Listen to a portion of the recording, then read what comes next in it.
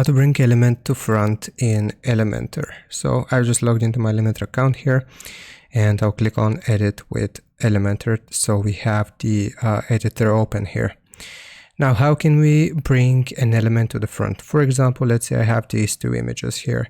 If I want to make this one appear over this one, what we have to do is we have to change the Z index. So for example, like I said, I'm going to click on this one, I'll go into advanced, and I'll change the Z index to 10, just as an example. Now, if I want this to appear behind my other picture, I'll go here to advanced and I'll change the Z index to anything under 10. So for example, 5.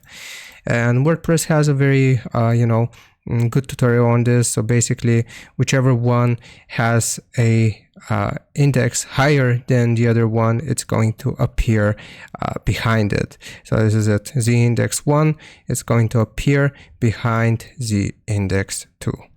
I hope this makes sense. I hope this was helpful. Leave a like and sub, and I'll see you next time.